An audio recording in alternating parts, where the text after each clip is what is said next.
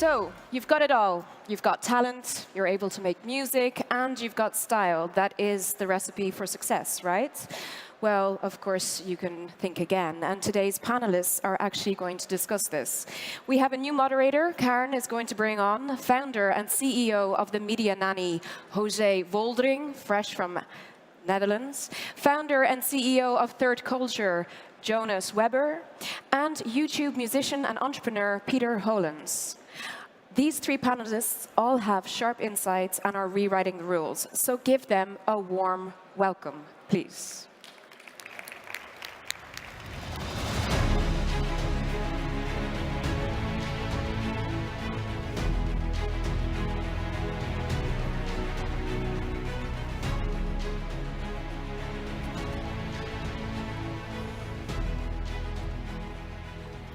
Well, thank you. Oh. Hello. Thank you so much for joining us for this conversation where we will be discussing how far talent takes you and what else exactly it is that you need. My name is Kieran Yates. I'm a music journalist based in London. It's my absolute pleasure to be joined by you guys to take us through the next half an hour. So I think a good place to start is for you to just introduce yourselves and maybe a line about what it is that you do. Start with Jóse. I'm Jóse Woldring. I'm the founder and CEO of the Media Nanny. We are a PR agency based in Amsterdam. We work with artists such as Martin Garrix, David Guetta, Sam Veld, who you maybe just saw, Jonas Blue, many more. Thank you. My name is Peter Hollens. I make a cappella videos on the internet for a living. I also have an online education company, and yeah, I get to do what I love for a living. It's pretty sweet. Thank you. So my name is Jonas. I'm the founder of Third Culture. We are building a portfolio of digital native media brands as we think the ecosystem needs new factors that impacts that. One of the brands we're involved in is Colors. It started as a YouTube channel. It's now becoming a new brand that impacts music, lifestyle, cultural consumption. So really excited about that. Great. So we're talking about talent, this kind of subjective notion of what it means to have it and how not to have it. If talent can only take you so far, what else do you need? I guess a good team. Yes. I would say creativity. You need to work hard. You need to be nice. There's so many things. You need to have luck. There's probably loads of things that you need, but I guess from my perspective, having a good team with experts in different fields, someone that can help you with the right music, finding the right featurings, then someone that can help you with PR, a good manager that has a strategy, and so on, the right label that fits you, the right booking agent, and so on.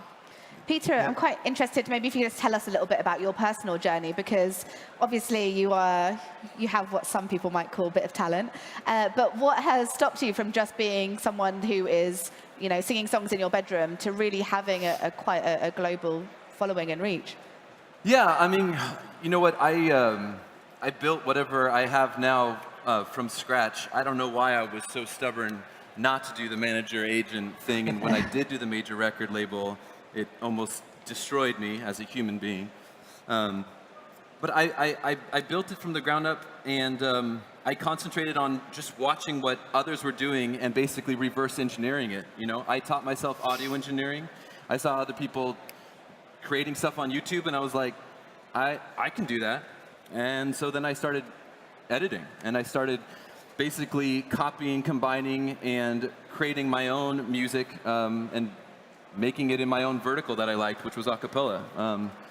And I think the coolest thing about the new age that we live in is you can go the old industry route with all this new innovative, awesome teams that you guys are building, or you can totally do it yourself, have no overhead, teach yourself how to do it, and work your freaking ass off, and just learn. I mean, everything else is out there. You just reverse engineer this amazing portfolio of your peers that are doing the same thing, and you're like, this is the progression. This is how they did this. And you can copy and paste. Where do they get their finances? How do they communicate with their audience?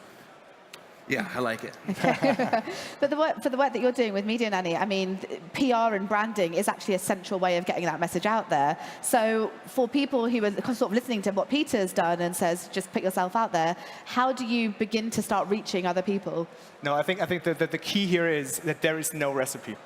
There is no company telling you what to do, and I think we live in times where you have, and that's perfect. What you show it, right? It's knowing yourself, knowing your art, and knowing what you want to express. Tell your story and find ways to do it. And there's obviously partners that can sort of amplify that. But in order to start, you sort of do it yourself, definitely. And I think that the one key is definitely to have a solid story, to have a vision, to have something to share, and something that builds up a community where people actually listen and follow what you have to say. And I think that's like the scariest part of it, because especially as an artist, you sometimes are not sure if this is the way to go. You sometimes you have no certainty, like this is what you do. There is no confirmation here, because in music and in art, there is no right or wrong, right? And when you're at a certain point, when you build up your audience, and you have fans, you have this community that care for what you have to say, this is where you actually build up, a career, right? And I think that's what you're showing. But for instance, does an artist need a press release in 2018, for instance? Oh, hell no. Hell no. No, I think it's a part of a good strategy, and I mean, you show it, right? I mean, if you have a good set of partners and you know when to sort of like maximize the story, but you need a foundation first.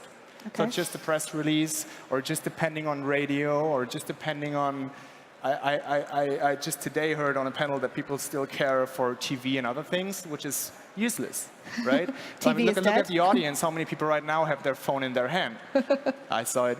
And the thing is that this is where you get access to people. This is how you actually influence people, and this is what you should care about.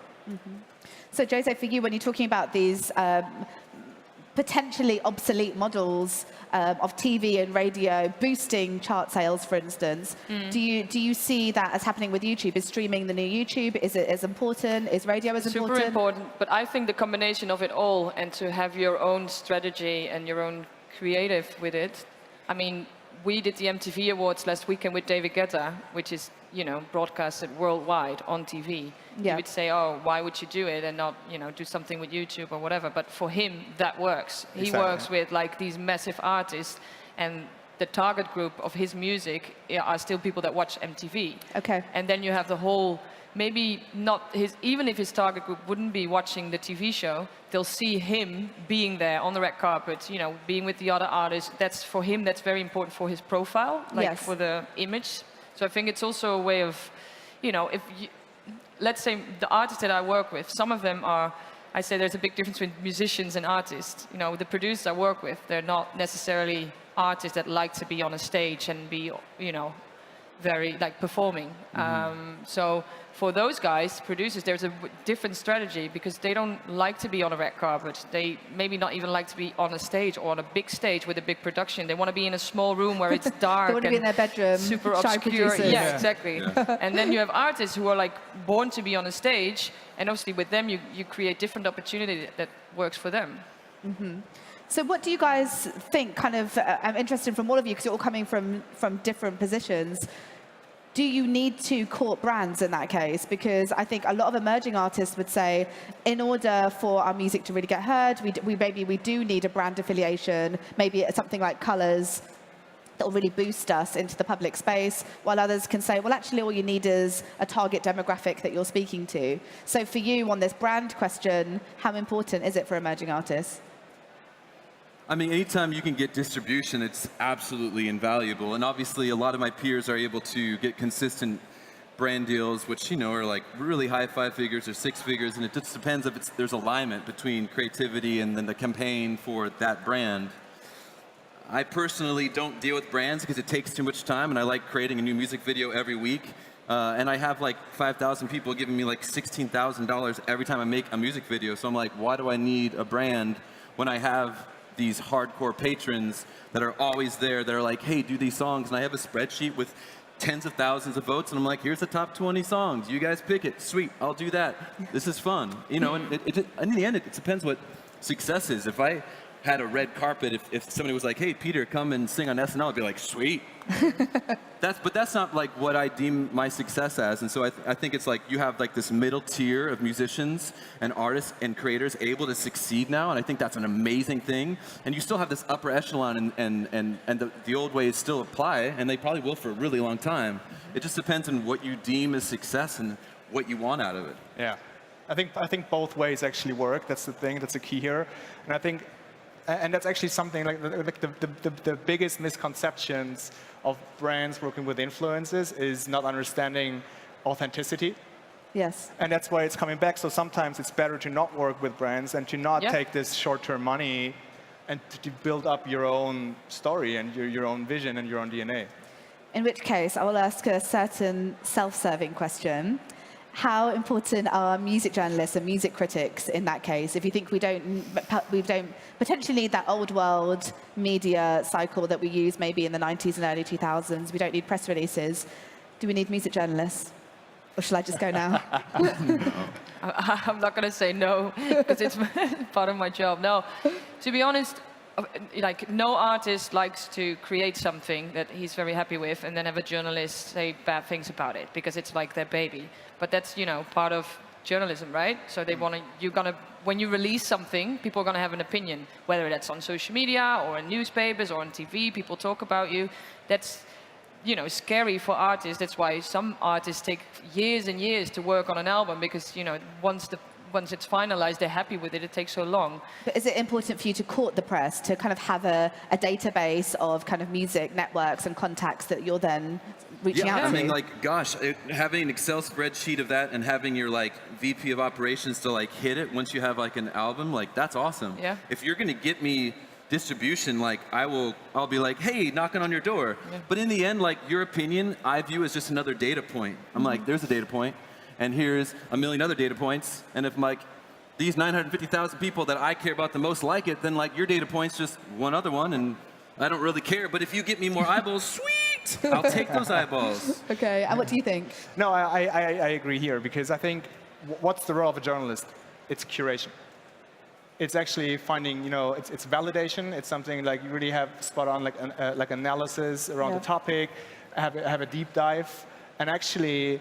I think there is a responsibility here, right? Especially nowadays, as a journalist, where you have a certain truth that you spread out. Mm-hmm. And I think that is something that, therefore it's important for the ecosystem for sure. Do journalists sort of like empower talent and change careers? Sometimes. Mm-hmm. But it's not the only answer. But like for the overall ecosystem, I think we all can agree that super important. I mean, shout out to Cherry, who was just here on the stage. I read every of her article, right? And it's important. It's I value it. So if we're talking about the architecture around the artist, around the talent, which is, a journalist database, an ability to use technology to put music out straight online or stream straight away, what else would you say makes up that architecture, which is really crucial? What was the end of that? Makes up the what? The architecture around your talent. So maybe you have a journalist database, maybe you have a contact network. Can I say something that might be controversial? Please. So I feel like the music industry has always looked at artists like a product, right? And I think now that we are in 2018 and 2019 moving forward, it's so imperative, in my opinion, and I'm just a dork, right? But it's so important to be seen as a person first and a product second, because then in doing so, you're able to create and foster a community so much easier. Now, not all artists want to be like authentic to who they really are. You have a brand, you create something, and you're that persona, and that's great. But that's so much harder to keep track of, in my opinion. And it's so much easier to communicate with your audience if, in my opinion, and this is totally not normal to the music industry, but I love talking at the end of my videos. I love them seeing me as a human first, and a great singer or a slick music video second. And in doing so, they're so much easier to convert on signed albums. They're so much easier to convert on becoming a patron. They're so much easier to do anything you want. And that's the same reason why, like, my fellow peers who are like vloggers are able to get like 8, 9, 10x the influence on conversion rates for brand deals and click-throughs, because they're seen as people first. Yeah, but to be honest, I think there's a big difference between people who want to show that, and I mean, I have some of my artists who are like that. They like to show their real life, But most of them, they also, in the end of the day, obviously it's their hobby and it's like their passion. But when they become bigger, it also becomes a job or a company. And they also like to have their privacy, you know, behind closed doors and not having people. I know this, for example, with Jonas Blue, you know, which is not his real name. So people think they know the guy behind it, but you know, he's really, his brand, which he created, is amazing because, you know, it's very, you know, what he wants to do, and as a musician and as an artist. But I know, you know, I know him personally because I work with him. But it's not necessarily that he wants to show all of his personal stuff all the time, because that's not how he is. You know, he's this, you know, used to be this bedroom producer, and then obviously with the help of certain things and a major label and a good booking agent, he became this pop star. Yeah. In which case, the team becomes absolutely crucial. Yeah, and it's also, I mean, obviously for you it works because you're authentic. Like they're all authentic, but you personally, it's really like what you want to become, exactly. right? Exactly. It's super important because I have artists that you try to make, you know, you try to change their hair or change how they look, and most of the time that doesn't work. So there has to be an authenticity, like in the artist as well. You cannot like just put. You can do that with the Spice Girls, but that's years ago. So now I'm 100% sure with social media and all eyes on everyone all the time, that people are becoming more personal in their brand. But I know that there's a lot of people who want to keep their private life behind Jose, closed what doors. is the last time you've advised someone to change their hair and they've said no? Yes, that was David Guetta. This is 2 years ago. I told him, I want to work with you, but you have to cut your hair. And he did it. Wow. Okay. But that was, I mean, there's no one who told me, and he likes it as well. There's no one who told me, like, oh no, that was the worst move. It was the best move at that point. There we go. He's got a lot to thank you for. Okay, so then they're moving forward in this kind of idea of an industry in flux, or certainly, you know, sort of a Peter Hollens model, let's say, of people who were gaining huge audiences from places which could never have been predicted 10 years ago. Where do you think we're moving next? In terms of like geography, or in terms of like what? Like, I guess in terms of creating kind of music success when you have an artist, what are the new conversations that you're having with them now that you would never have had 10 years ago in terms of PR and branding? I think we just got a very good picture of, you know, how those two new sites are actually looking. And again, there is not this one recipe that, you know, makes a star. You know, it's just not, that's not how the world rolls, and actually never has been. And I think that's something people think. Thousands of things have changed, but I don't believe it. It's just like the medium that is, you know, a different one, and you have to think about how does the different media types apply to you best? How do I use Instagram? How do I So would you, use for YouTube? example, say that, you know, you absolutely need an Instagram account, you need a Twitter account, you need to understand streaming? I would say it's depending on what is the story you have to share. Okay. Who are you as an artist? What is like where is your audience, and what is it you want to sort of like, you know, share to the world? So you'd be happy having an artist with them and having no social media footprint? Well, social media is, again, like it's Instagram, it's Facebook, it's so diverse. We cannot say social media, you know. Okay. It's like, I mean, there's please. Yes. Okay. So I see the future of music being one in which the future of this content, and excuse me, this creator revolution that we are now in the beginning of, is creating and fostering tens of thousands of little me's, which is the scariest idea in the world. I know, I'm very scary. But you're still going to have this upper echelon of artists, but I think you're going to be able to have tens of thousands or hundred thousands of people who are able to do what they love and support their family, live wherever they want, not even have to tour. And it's going to be based upon a membership model and not an ad model.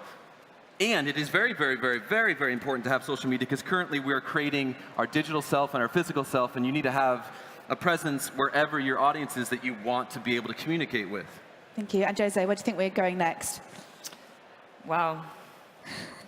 This is a tough one. Well, the thing what I've seen is that there is, at least with the artists that we work with, is that there is the old school way of having one manager and one booking agent. Now artists can do so many things themselves because, you know, through social media, you know, we can even the Web Summit app, I can talk to everyone that's here, which is so weird, right? But that's also for artists, like they can communicate directly to their fans. Yeah. And maybe you've just seen that Sam was talking about Fangage, you know, that he created his own social media network.